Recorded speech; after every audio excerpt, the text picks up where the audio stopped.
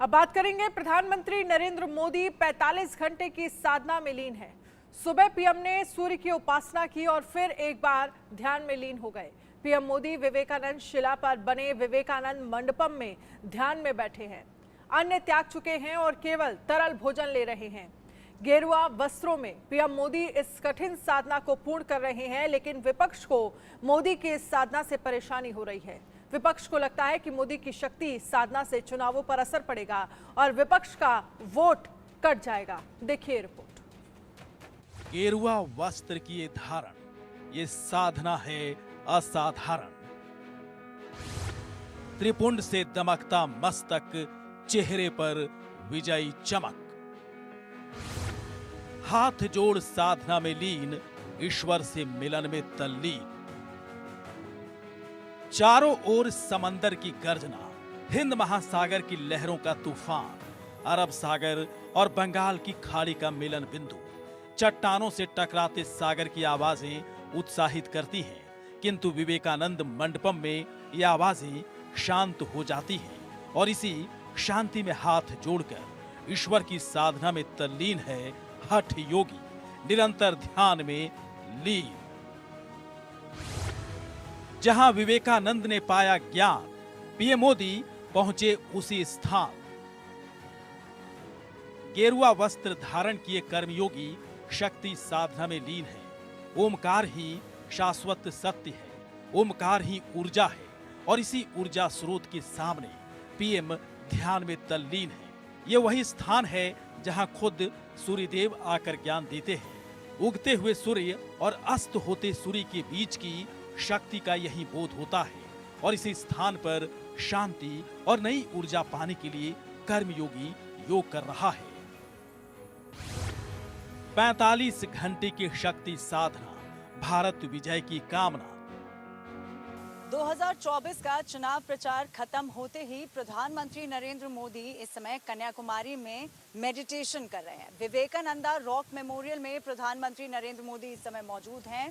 कल शाम से प्रधानमंत्री नरेंद्र मोदी ने यहाँ पर विवेकानंदा रॉक मेमोरियल, ये जो सामने आप रॉक मेमोरियल देख रहे हैं उसे विवेकानंदा रॉक मेमोरियल कहते हैं, जहाँ पर प्रधानमंत्री नरेंद्र मोदी इस समय मौजूद हैं और मेडिटेट कर रहे हैं। अब आखिर क्या कुछ खास बात है, सबसे पहले हम बात कर लेते हैं कि विवेकानंदा रॉक मेमोरियल की आखिर क्या कुछ खास बात है। इसे 1970 में बनाया गया था, स्वामी विवेकानंद के ऑनर में यहाँ पर जो ये मेमोरियल है ये बनाया गया था। कहा जाता है कि स्वामी विवेकानंद यहाँ पर इसे तैर कर पार कर उस रॉक पर गए थे। यह शक्ति साधना नई ऊर्जा पाने के लिए है, मस्तिष्क को शांत करने के लिए है। जैसे भ्रमण के पश्चात स्वामी विवेकानंद कन्याकुमारी पहुंचे थे, ठीक उसी प्रकार पूरे भारत में चुनाव प्रचार के बाद पीएम मोदी कन्याकुमारी में है और न सिर्फ कन्याकुमारी बल्कि उसी जगह पर है जहां स्वामी विवेकानंद ने साधना की थी। 45 घंटे की योग साधना में पीएम मोदी अन्न का सेवन नहीं करेंगे। इसी दौरान वो सिर्फ नारियल पानी और अंगूर के जूस का ही सेवन करेंगे। कर्मयोगी ने लगाया ध्यान, विपक्ष क्यों हुआ परेशान। पीएम मोदी ध्यान में लीन है, कठिन तप पर बैठे हैं। ये तप अपने लिए है, नई ऊर्जा पाने के लिए है, भारत की जय जय के लिए है। लेकिन विपक्ष को परेशानी हो रही है। विपक्ष को ना जाने क्यों इसमें चुनावी राजनीति दिख रही है। मार्केटिंग के लिए जा रहे हैं और हम तो रिक्वेस्ट ये करेंगे कि प्रधानमंत्री जब ध्यान करें कन्याकुमारी में तो मीडिया पे प्रतिबंध लगा दें। मीडिया का क्या काम है, ध्यान में बाधाएं आएंगी। लेकिन आप देखिएगा मोदी जी घुसा करके खूब फोटो खिंचवाएंगे और खूब प्रमोट करवाएंगे। मतलब बायोलॉजिकल तो है नहीं। गांधी जी को लेकर के भी चुनाव आयोग को इसमें इंटरफेयर करना चाहिए। तेजस्वी जी जिस तरीके से जा रहे हैं मोदी जी, अब देखिए अब चुनाव आयोग से क्या ही उम्मीद रखी जाएगी, हमने तो छोड़ ही दिया उम्मीद। विपक्ष ने उठाए सवाल, संतों ने दिया करारा जवाब। कर्मयोगी के शक्ति साधना से पूरा विपक्ष परेशान है। विपक्ष को लग रहा है कि विवेकानंद शिला पर साधना का संबंध सीधे आखिरी चरण के चुनाव से जुड़ा है, लेकिन साधु संत विपक्ष के नेताओं को जवाब दे रहे हैं और उन्हें साधना की शक्ति से अवगत करा रहे हैं। जो विवेकानंद का जहां ध्यान मंडप है, जो कन्याकुमारी में है, और 48 घंटे तक भारत के माननीय प्रधानमंत्री जी कर रहे हैं ध्यान, और कुछ विपक्षी ऐसे नेता बुखला गए हैं, उनकी मानसिकता ठीक नहीं है, जो कह रहे हैं कि संविधान के खिलाफ है। यहाँ संस्कृति का आस्था है, प्रेम है, ये संविधान के खिलाफ नहीं है। ये विपक्षी मूर्ख है, इनकी मानसिकता ठीक नहीं है, ये अपने मानसिकता को ठीक कर ले और प्रधानमंत्री के विषय में ऐसा उठपटांग शब्द न बोले। अयोध्या के संतों के मन में कोई हिचकिचाहट नहीं, वो साफ मन से कह रहे हैं कि नई ऊर्जा पाने के बाद पीएम मोदी बचे हुए कार्यों को पूर्ण करेंगे। समय समय पर प्रधानमंत्री जी जितने भी हमारे देश के स्थान हैं, मुख्य स्थान हैं, वहाँ जाया करते हैं और पूजा करते हैं। चाहे वो बद्रीनारायण हुआ, चाहे केदारनाथ हुआ, और चाहे विश्वनाथ जी हुए वाराणसी में, चाहे अयोध्या हुआ, उसी प्रकार से वो जाया करते हैं। इस वर्ष से चुनाव चल ही रहा है और चुनाव का एक दिन बाकी है, वो समाप्त हो जाएगा। उसी के बीच में वो ध्यान धरने के लिए ध्यान होता है, चिंतन करना, किसी भी इष्ट देव का चिंतन करना, जिससे वो चिंतन से एक प्रकार से ऊर्जा मिलती है, शक्ति मिलती है, और उस शक्ति से प्राप्त करने के लिए है वहाँ गए हैं। ये पहली बार नहीं जब पीएम मोदी चुनाव प्रचार के बाद शक्ति साधना के लिए पहुंचे हों। वो हर लोकसभा चुनाव में प्रचार के बाद ऐसा करते रहे हैं। 2019 में केदारनाथ की गुफा में पीएम की तस्वीरें पूरी दुनिया ने देखी थी, और बीते 5 साल में देश में जो काम हुए वो भी दुनिया के सामने हैं। Bureau report, India news.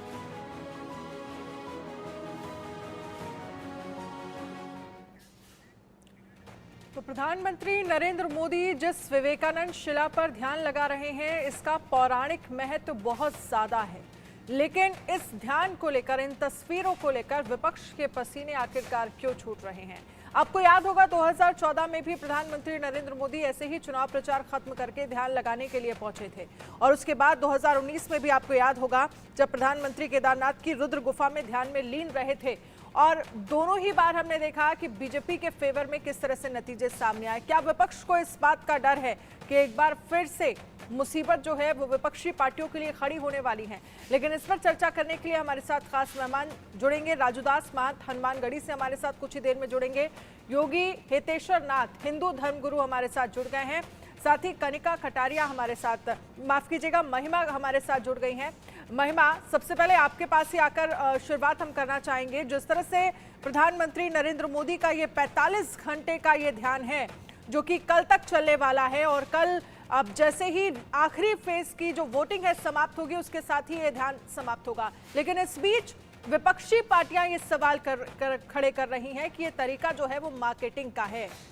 लेकिन 2014-2019 ये बताता है कि प्रधानमंत्री जब ध्यान लगाया है पीएम ने, तब तक विपक्षी पार्टियों के लिए मुश्किलें खड़ी हुई हैं। क्या एक बार फिर से इसी बात का डर है विपक्षी पार्टियों को?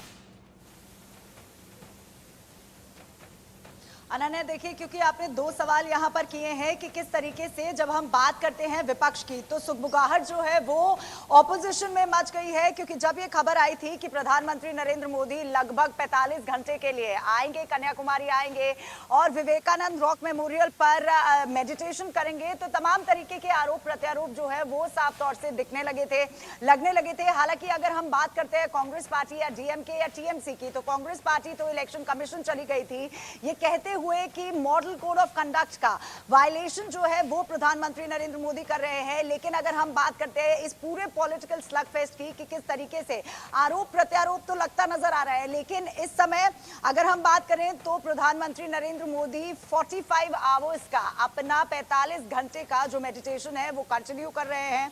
इस समय वो विवेकानंद रॉक पर मौजूद है। हालांकि क्यों उन्होंने ये चुना, ये सबसे बड़ा अपने आप में सवाल हो जाता है अनन्या, कि आखिर यही जगह क्यों? क्योंकि आपने देखा होगा, आपने 2014 की बात की, 2019 की बात की, तो हालांकि 19 सबको याद है कि जब 19 के पोल्स, लोकसभा पोल्स की ये जो एंडिंग हुई थी, जिस तरीके से कैंपेन की एंडिंग अब हुई है लोकसभा पोल्स के 2024 के, उसी तरीके से केदार के पास एक गुफा में प्रधानमंत्री नरेंद्र मोदी ने एक स्पिरिचुअल जर्नी शुरू की थी और यहां पर अब वो जर्नी कंटिन्यू होती नजर आई है। अब क्यों आखिर कन्याकुमारी? क्योंकि हमेशा प्रधानमंत्री नरेंद्र मोदी वोकल रहे हैं, जब जब चाहे वो विपक्षी पार्टी हो या कोई भी राजनीतिक गुट हो, अगर नॉर्थ और साउथ में किसी भी तरीके का डिफरेंस पैदा करने की कोशिश की है तो प्रधानमंत्री नरेंद्र मोदी ने साफ तौर से और मुंह तोड़ जवाब देते हुए कहा है कि नॉर्थ और साउथ में लैंग्वेज बैरियर जरूर हो सकता है, लेकिन एक राष्ट्र है और सभी लोग एक है। मेरे देश को बांटने की जरूरत नहीं है। तो काशी से जो अनन्या प्रेम दिखता है प्रधानमंत्री नरेंद्र मोदी का, तो वही महत्वाकांक्षा यहां पर कन्याकुमारी में दिखती है। स्वामी विवेकानंद, जिनको वोकल होकर प्रधानमंत्री नरेंद्र मोदी सपोर्ट करते आए हैं, उनके विजन पर चलते आए हैं, तो किस तरीके से जब स्वामी विवेकानंद ने यहां पर 3 दिन की मेडिटेशन की थी और डेवलप्ड इंडिया यानी विकसित भारत का जो स्वप्न था, जो विजन था, वो यहां से लिया था, अब उसको किस तरीके से आगे बढ़ाएंगे प्रधानमंत्री नरेंद्र मोदी? क्योंकि 2024 के कैंपेन में 24/7 फॉर 2047 ये प्रधानमंत्री नरेंद्र मोदी ने एक नारा दिया था। इसके चलते हुए अरण्या, अब किस तरीके से विकसित भारत की तरफ भारत बढ़ेगा और साथ ही साथ थर्ड लार्जेस्ट इकोनॉमी, आपके पास हम आएंगे, आप रहिएगा हमारे साथ, क्योंकि प्रधानमंत्री नरेंद्र मोदी ने इस पूरे कैंपेन की हम बात करें तो 2047 तक विकसित भारत का जो मंत्र दिया था, उसी पर आने वाले वक्त में बीजेपी ये कहती रही है कि हमारी सरकार जो है वो काम करेगी। लेकिन इन सब के बीच हमारे साथ योगी हितेश्वर नाथ जी हैं। योगी हितेश्वर नाथ जी, आपसे समझना चाहेंगे, अगर हम विवेकानंद इस शिला की मान्यता को समझे तो मान्यता यह है कि देवी पार्वती ने यहाँ पर साधना की थी। देवी पार्वती ने एक पैर पर खड़े होकर भगवान शिव की प्रतीक्षा की और इसी शिला पर विवेकानंद जी को ज्ञान की प्राप्ति हुई थी। प्रधानमंत्री नरेंद्र मोदी यहाँ पर 45 घंटे तक तप करेंगे, ध्यान करेंगे। इस शिला की क्या पौराणिक महत्वता है, क्या समझाएंगे? सबसे पहले मैं अनन्या एक बात कहना चाहता हूँ। हमारे भागवत में एक श्लोक आता है, जितासनो जित श्वासो जित संगो जितेंद्रिय स्थूली भगवते रूपे मना संधार्येत्य। मतलब ध्यान के लिए 4 बातें बहुत ही आवश्यक हैं। जितासन, एक स्थान पर बैठ के अपने आसन को जीतो। जो आप देख रहे हैं, मोदी जी 45 घंटे एक ही आसन में बैठे हैं। दूसरा, जित श्वासो, श्वास को संयमित करना, इसमें सांस को संयमित करना पड़ता है। तीसरा, जित संगो, कोई भी विषय संग, कोई भी परिवार, कोई भी परिस्थिति, कोई भी व्यक्ति उनके साथ नहीं होगा। सिर्फ ईश्वर और ईश्वर के बीच में एक ध्यान लगाता हुआ, एक ध्यान में बैठा हुआ एक साधक जो ईश्वर के प्रति सिर्फ पूरा 45 जो आवर्स का जो उनका मेडिटेशन है, उससे सिर्फ डायरेक्ट कनेक्शन विद गॉड। तीसरा, चौथा, जितेंद्रिय, इंद्रियों के कारण मन का क्षुब्ध ना होना, ये कहा जाता है। सुखदेव जी ने इसको कहा है, मैं बताना चाहता हूँ। तो आज नरेंद्र मोदी जी, मुझे बड़ा ही, मैं गर्व से कह सकता हूँ कि मेरे देश का प्रधानमंत्री नरेंद्र मोदी है। संस्कृति विरासत को संभालते हुए इस पूरे देश को एक नई ऊर्जा के साथ जोड़ते हुए मैं ये कहना चाहता हूं कि आज पूरे विश्व में एक देश का प्रधानमंत्री, मैंने तो अपने जीवन काल में पहले कभी देखा नहीं, लेकिन आज मैं बड़ा भाग्यशाली मैं अपने जीवन काल में देख रहा हूं कि एक देश का ऐसा प्रधानमंत्री जो कि अपना जो आदर्श है उनका, जिसको वो आदर्श मानते हैं, वो कोई और नहीं है, वो खुद उनके नाम का, जिनके नाम के वो अनुरूप है, नरेंद्र। एक स्वामी विवेकानंद का नाम नरेंद्र भी था। उनके अनुरूप, उनके आदर्शों को चलते हुए, उनके आदर्शों के उनके पथ पर चलते हुए जो स्वामी विवेकानंद जी ने 1852 में वहां साधना तपस्या किया था, और वही साधना आज नरेंद्र मोदी जी उसी स्थान पे, उसी आधारशिला पे, उसी विवेकानंद जी की स्थान पे पवित्र, क्योंकि विवेकानंद जी ने साधना की थी किसके लिए? कि भारत की तरक्की कैसे हो, भारत ऊर्जावान कैसे बने, भारत भाग्यवान कैसे बने। तो आज वही आदरणीय नरेंद्र मोदी जी, हर कोई विपक्ष का नेता अपनी तैयारी, अपना वोट बैंक मांग रहा है, लेकिन मोदी जी इस देश की उन्नति के लिए ध्यान कर रहे हैं। और मुझे लगता है कि ये ध्यान सिर्फ उनके अपने लिए नहीं, पूरे विश्व के लिए, भारत को एक ऐसा सुंदर, स्वर्णिम, एक ऐसा क्षण देखने को मिलेगा जिससे कि मैं चाहूंगा कि भारत आने वाले समय में देश की सोने की चिड़िया कहा जाता था और भारत की सोने की चिड़िया बनेगा। लेकिन मैं एक बात आपके चैनल के माध्यम से कहना चाहता हूँ, पौराणिक की बात आपने की, यहाँ पे माता पार्वती ने एक पैर पर खड़े होकर साधना की थी। यहाँ पे स्वामी विवेकानंद जी ने ध्यान लगाया, तो उस समय तो नाव वगैरह नहीं थी, क्योंकि स्वामी विवेकानंद जी खुद तैर के उस स्थान पर पहुंचे थे। और इस स्थान पर मैं भी गया हूँ दर्शन करने, मैं बड़ा भाग्यशाली हूँ कि इस स्थान पर जहाँ मैं भी दर्शन करने गया, वहाँ स्वामी विवेकानंद जी भी, स्वामी विवेकानंद जी गए पहले, फिर मैं भी गया। आज नरेंद्र मोदी जी भी उस स्थान पर साधना कर रहे हैं। मैं बहुत ही गौरवान्वित हूँ इस बात को देखते हुए। हम लोग एक अभी टीवी में आपने अभी जो मैडम थी महिमा जी, उन्होंने एक बात कही थी और आपने भी कहा कि भारत को लेके, मैं भारत को कहना चाहता हूँ, पूरा पश्चिम उत्तर दक्षिण बांटने वाले हम, भारत तो एक है। चाहे मोदी जी साधना करें आपके भगवान महादेव के लिए केदारनाथ में, चाहे साधना करें आपके मैं कहता हूँ बनारस में, चाहे साधना करें कन्याकुमारी में, भारत भारत है। भारत को हमने बांटा पूरा पश्चिम उत्तर दक्षिण, भारत भारत भारत एक, भारत एक है, एक ही देश है भारत। कहीं भी बैठ के कोई भी व्यक्ति साधना जप तप ध्यान कर सकता है, कहीं भी यज्ञ कर सकता है। तो मोदी जी जो हमारे 3 ऋण है, कर्म बंधन से मुक्त होने के 3 ही ऋण होते हैं। पहला ऋण होता है गुरुओं की आज्ञा का पालन करना, और जो भी हमारे संतों ने हमको विषय बताए हैं, जो हमारे संतों ने, हमारे गुरुजनों ने हमारे लिए रचनाएं रची हैं, चाहे भागवता हो, चाहे हमारे रामचरितमानस हो, जितने भी ग्रंथ लेंगे, जब हम उनको पढ़ेंगे तो इससे हम ऋषियों के ऋण से मुक्त होते हैं। दूसरा ऋण देवताओं का ऋण बताया। देवताओं का ऋण मतलब कि जब हम देवताओं के प्रति अपनी आस्था रखेंगे, जप करेंगे, तप करेंगे, ध्यान करेंगे, यज्ञ करेंगे, तो हमारा देवताओं का ऋण उतरेगा। तीसरा ऋण इस भारत का ऋण, मैं भारत में जन्मा हूं तो मेरे ऊपर भारत माता का एक ऋण है। इस ऋण को कैसे चुकाऊंगा? यहाँ की योग्यता को देखते हुए, यहाँ के भारत के एक एक व्यक्ति को, भारत में 145 करोड़ देशवासियों के उज्जवल भविष्य की कामना करते हुए मैं भारत माता के ऋण को चुकाऊंगा। ये नरेंद्र मोदी जी हैं, ये वही नरेंद्र हैं। मुझे लगता है स्वामी विवेकानंद के रूप में इस देश को एक फिर से नरेंद्र मोदी मिला है, और मैं बहुत भाग्यशाली कि मेरे देश का प्रधानमंत्री। ठीक है महिमा कटारिया, एक बार मैं आपके पास फिर से आना चाहूंगी। जिन बातों का जिक्र योगी हितेश्वर नाथ जी की तरफ से किया गया कि देखिए प्रधानमंत्री नरेंद्र मोदी को ये तमाम चीजें बाकियों से एकदम अलग बनाती हैं, किस तरह से वो सांस्कृतिक विरासत को समेटे हुए देश का विकास कर रहे हैं, जो कि हम देख रहे हैं कि चाहे वो कहीं फॉरेन कंट्री में भी अगर जाते हैं तो संस्कृति से जुड़ा कोई सिंबल जरूर लेकर जाते हैं, ताकि वो आगे हमारी संस्कृति को किस तरह से रिप्रेजेंट कर रहे हैं। एक ये तस्वीर ये बताती है कि किस तरह से आध्यात्म के साथ और साथ ही सांस्कृतिक विरासत को समेटे हुए देश अब आगे बढ़ रहा है।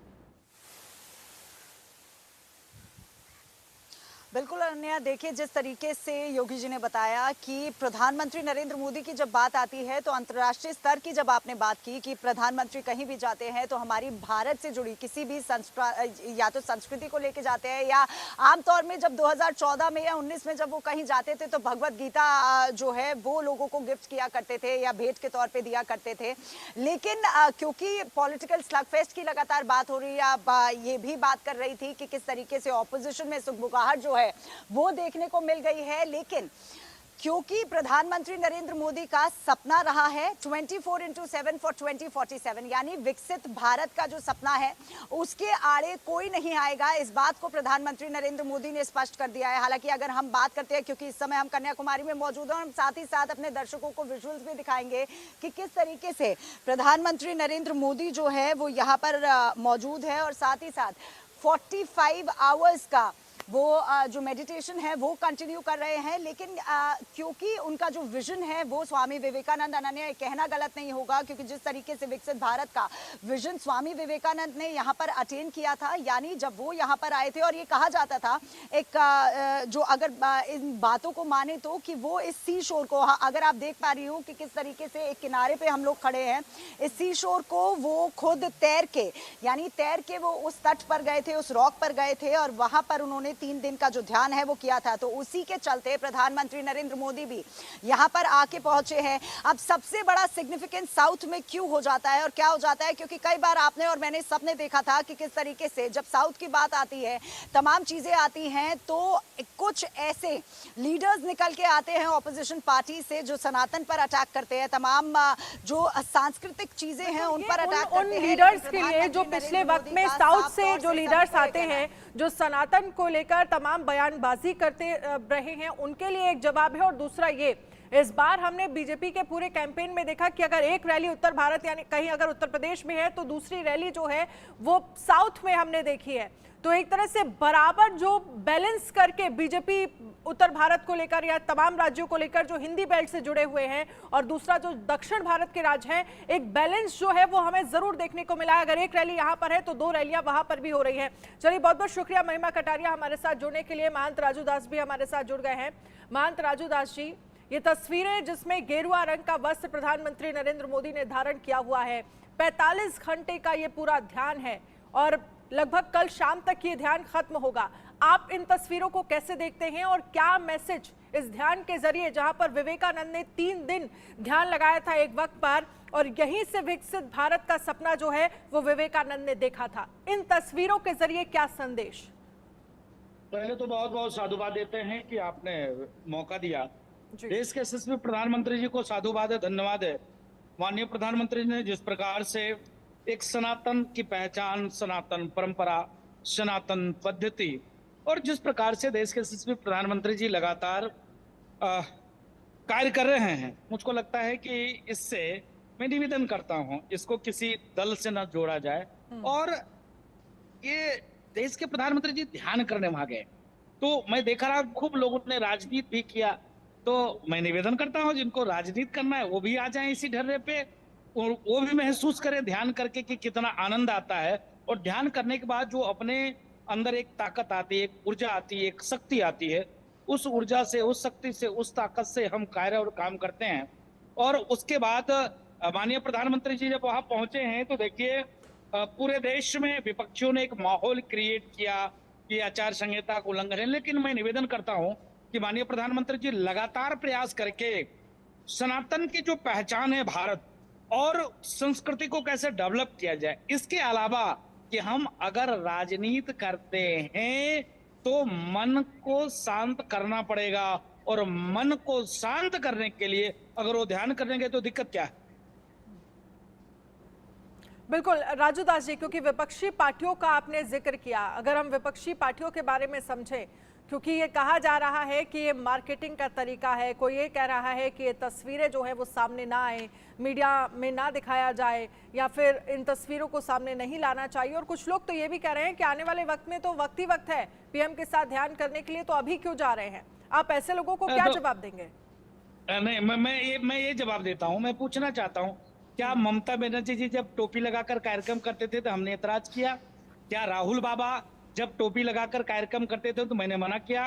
क्या अखिलेश जी जब टोपी लगाकर एक कौम, एक मजहब, एक संप्रदाय की बात करते तो मैंने मना किया? आप प्रधानमंत्री को रोकने वाले आप कौन होते हो? प्रधानमंत्री का आस्था है, विश्वास है, भाव है, वो एक भी मिनट गंवाना नहीं चाहते हैं, वो ध्यान लगाना चाह रहे थे, तो उसमें इतराज किस बात की है? विषय ये है कि आपको सिर्फ सनातन से चिढ़ है, सनातन से दिक्कत है, सनातन से परहेज है। अभी तक मोदी जी इतने कार्यक्रम कर रहे थे तब तो आपने इतराज नहीं किया, लेकिन ध्यान लगाने गए तो आपको दिक्कत हो गई, आपको तकलीफ हो गई। इसके नाते मुझको लगता है विपक्ष को अपने अंदर सुधार लाना चाहिए और मनन करना चाहिए, तब जाकर टीका और टिप्पणी करनी चाहिए। बिल्कुल। अब हमारे साथ योगी हितेश्वर नाथ जी भी हैं, हिंदू धर्मगुरु हैं। योगी हितेश्वर नाथ जी, क्योंकि हम गेरुआ रंग के वस्त्र की तस्वीरें प्रधानमंत्री नरेंद्र मोदी जो वस्त्र पहने हुए नजर आ रहे हैं और इसी तरह की तस्वीरें हमने 2019 में भी देखी थी जहां वो ध्यान में लीन है, तो इस गेरुआ रंग के वस्त्र का क्या महत्व आप समझाना चाहेंगे? और दूसरा, क्योंकि हमने इस पूरे चुनाव से पहले ये देखा कुछ दिन पहले जहां पर तमाम साउथ के लीडर्स जो हैं वो सनातन को लेकर जिस तरह की बयानबाजी करते हुए नजर आए, इन तस्वीरों के जरिए इस आध्यात्म को जिस तरह से पीएम रिप्रेजेंट कर रहे हैं, जिस तरह से वो ध्यान में लीन है, उन लीडर्स को भी एक करारा जवाब है। ध्यान मूलम गुरुमूर्ति पूजा मूलम गुरुपदम मंत्र मूलम गुरु वाक्य मोक्ष मूलम गुरु कृपा। सर्वप्रथम मैं राजू दास जी की बात से बिल्कुल सहमत हूँ, बहुत अच्छी बात उन्होंने कही, लेकिन मैं एक बात कहना चाहता हूँ। आपने गेरुए वस्त्र की बात करी, मैं भी गेरुआ वस्त्र पहना हूँ। इस वस्त्र का मतलब है धर्म। धर्मो रक्षति रक्षता का सूत्र शुरू इस कलर से ही होता है। इस कलर को स्वयं विवेकानंद जी ने धारण किया और आज उसी पद्धति को चलते हुए आदरणीय नरेंद्र मोदी जी ने भी इस वस्त्र को धारण करके मेडिटेशन और योग कर रहे हैं, ध्यान कर रहे हैं। अब रही कि जो लोगों को मिर्चा लग रही है, ये लोग कौन है? जो राम को कभी काल्पनिक, जो राम को हमेशा काल्पनिक कहते हैं, भगवान राम को काल्पनिक कहे, जो भगवान राम के निमंत्रण को ठुकरा दिए, जिन लोगों को टोपी पहनने से फुर्सत नहीं, जो मीट मुर्गा खाते हैं, जो मीट मच्छी खाते हैं, जो धर्म का पालन ही नहीं कर सकते, ऐसे लोगों की बातों को हमें तूल नहीं देना चाहिए। ये लोग भारत के लिए कलंक हैं। राहुल गांधी, अखिलेश यादव, वो जो भी हैं, ममता बनर्जी, ये भारत के लिए कलंक हैं। इन लोगों ने भारत पे एक कलंक, जो धब्बा लगाओ, ये लोग वो हैं। इन लोगों को तो बहुत जल्दी सद्बुद्धि नहीं आएगी तो इनका सर्वनाश होगा, और ये सर्वनाश की ओर है। इसीलिए मैं बता रहा हूँ, ये सर्वनाश की ओर जा रहे हैं। जो धर्म के ऊपर टीका टिप्पणी करता है, जो राम के ऊपर टीका टिप्पणी करता है, उसका कभी कल्याण नहीं हो सकता, उसका सर्वनाश होता है। इसीलिए जैसे रावण ने, जब रावण साधु वेश में गया माता सीता को लेने के लिए, अपहरण करने के लिए, तो माता लक्ष्मण रेखा खींच गए थे हमारे लक्ष्मण जी, तो बोले माता बाहर मत निकलिएगा, नहीं निकली। लेकिन दरवाजे पे आके रावण ने कहा कि माताम भिक्षाम देही। माता सीता जैसी बाहर आई तो देखा, अरे मेरे दरवाजे पे धर्म खड़ा है। धर्म कौन? ये भिक्षा, ये वस्त्र पहनने वाला धर्म होता है। मेरे दरवाजे पे धर्म खड़ा है। माता सीता ने तुरंत वहां आके अपने घर से, अपने कक्ष में से फल लाई, और फल लाके मर्यादा की लाइन को क्रॉस करके उन्होंने साधु भेष में धर्म को उन्होंने जैसे ही पात्र में दिया तो तुरंत उसने रावण का भेष अपहरण कर, तुरंत रावण का भेष बना लिया। और जब माता सीता को ले जा रहा था तभी जटायुराज ने उनकी रक्षा करने के लिए आए, और रावण ने जब उसके पर काट दिए तो जटायु ने कहा, हे पुत्री, अब तुम्हारी रक्षा कौन करेगा? तो माता सीता ने कहा था, वो शब्द आप ध्यान से सुनिए, वो चलाइएगा इसको। माता सीता ने ये कहा था कि हे तात, जिस धर्म की रक्षा के लिए मैंने मर्यादा की लाइन का उल्लंघन किया है, भाई धर्म मेरी रक्षा करेगा। धर्मो रक्षति रक्षता का सूत्र इसी लाइन से निकला है, और तभी से आज कृष्ण को दुर्योधन ने कहा कि तुम छलिया हो, तुम छल करते हो। तो मैं आपको बताना चाहता हूं, कृष्ण ने तुरंत उत्तर दिया था कि धर्म को बचाना अगर छल है तो मैं छलिया कहने में बिल्कुल खुश हूं, प्रसन्न हूं। आज अगर मोदी जी को लोग छल कहते हैं, छलिया कहते हैं, दिखावा कहते हैं, तो मैं कहता हूं धर्म को बचाने के लिए अगर वो मेडिटेशन कर रहे हैं, ध्यान कर रहे हैं, तो मैं समझता हूं कि मेरे भारत का भाग्य है कि एक देश का नरेंद्र मोदी जी। अरे तुम 5 मिनट तो ध्यान में बैठो, तुम 1 सेकंड ध्यान में नहीं बैठ सकते। 45 घंटे जो व्यक्ति ध्यान कर रहा है, आप उससे सीखो। इन लोगों को सीखना चाहिए देश के प्रधानमंत्री नरेंद्र मोदी जी से कि हमारे कितना गौरवान्वित है, हमारे देश में ऐसा प्रधानमंत्री है जो देश की उन्नति के लिए ध्यान कर रहा है। और इन लोगों को मिर्चा लग रही है, इन्हें शर्म आनी चाहिए। इनका सर्वनाश की ओर इनका जा रहे हैं, और आदरणीय नरेंद्र मोदी जी 405 सीटें ला रहे हैं। भारत में भाजपा की सरकार बनेगी और इसी धर्म की ध्वज पताका लहराती रहेगी, और भारत बहुत जल्दी हिंदू राष्ट्र बनेगा। बिल्कुल। इसके साथ ही महंत राजू दास जी, जब हम 2019 की बात करते हैं तो लगभग 17 घंटे प्रधानमंत्री नरेंद्र मोदी ने इसी तरह से साधना की थी, एक गुफा में बैठकर, जहां पर आपको जिस तरह से हमने देखा कि केदारनाथ की रुद्र गुफा, जहां पर लगभग 17 घंटे साधना की थी पीएम ने, और इस बार 45 घंटे। और जब हम कन्याकुमारी का जिक्र करते हैं, जहां को लेकर ये कहा जाता है कि यहाँ पर जिस तरह से अरब सागर और बंगाल की खाड़ी का मिलन होता है, क्या बंगाल को भी इससे जोड़कर देखेंगे? और हिंदुत्व को लेकर एक बड़ा मैसेज या बड़ा संदेश कि अध्यात्म से ऊपर भी क्या कुछ है? नहीं, देखिए, मैं निवेदन पूर्वक कहना चाहूंगा कि पिछले बार भी माननीय प्रधानमंत्री जी ने चुनाव के तत्काल बाद साधना के लिए गए हुए थे। आपने कहा कि आप बंगाल को भी एक संदेश देने के लिए, तो ये नहीं था।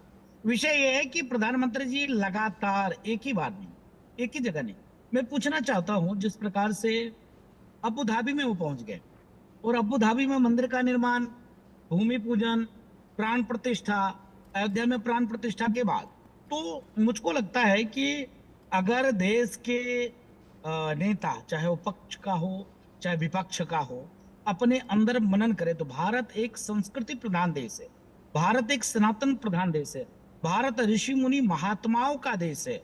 भारत को जिस प्रकार से तोड़ने का साजिश कुछ विदेशी आक्रांता और अधर्मियों ने किया। धर्म के हिसाब से भारत को आपने बांट दिया। बांटने के बाद भी सनातन के पक्ष में आपने न्याय नहीं किया। अगर देश के प्रधानमंत्री बोलते भी थे तो जहर बोलते थे, ये नहीं कहते थे सबका साथ, सबका विकास, सबका विश्वास। बोलते थे देश के संसाधन पे एक कौम, एक मजहब, एक संप्रदाय का अधिकार है। लेकिन संविधान ये कहता है कि भारत में रहने वाले हर व्यक्ति का अधिकार है। तो मैं पूछना चाहता हूं, संविधान की तौहीनी कौन करता है? और मैं आभार व्यक्त करता हूं प्रधानमंत्री जी का।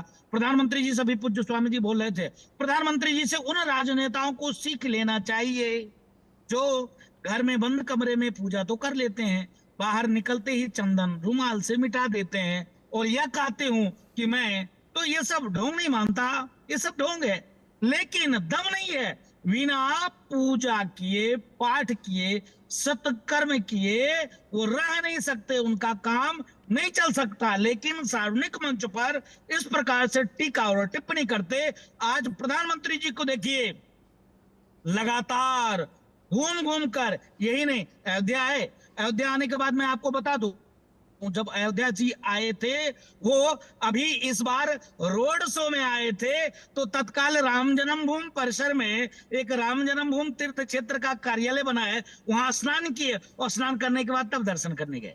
तो विषय ये है कि जो प्रधानमंत्री जी सोचते हैं, करते हैं, जो प्रधानमंत्री जी सनातन संस्कृति कैसे बढ़े, सनातन संस्कृति का और प्रचार प्रसार कैसे हो, लोग संकुचित मानसिकता न रख के एक विशाल मानसिकता जो सनातन सिखाता, सर्वे भवन्तु सुखिनः सर्वे सन्तु निरामय, विश्व बंधुत्व के साथ वसुदेव कुटुंबकम के साथ कार्य और काम करते हैं। तो उसी भाव को लेकर प्रधानमंत्री जी जब काम करते हैं, प्रधानमंत्री जब दिखाते हैं तो लोगों को तकलीफ होती है। विपक्ष को यह लगता है कि सिर्फ मोदी जी राजनीतिक लाभ के लिए, राजनीतिक महत्वाकांक्षा के लिए उनको चुनाव कैसे जीतना है, कैसे हिंदुओं को एकत्रित करना है, इसके लिए काम करते हैं। लेकिन मैं आभार व्यक्त करता हूं, कम से कम माननीय मोदी जी, चलो वही बात सही, हिंदुओं को एकत्रित करने के लिए, हिंदुओं को जगाने के लिए करते हैं, अच्छी बात है। विपक्ष ये चीज क्यों नहीं करता? आखिर विपक्ष को भी करना चाहिए।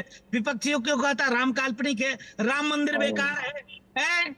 ये high profile meeting Raju Das ji बहुत बहुत शुक्रिया हमारे साथ इस चर्चा में शामिल होने के लिए।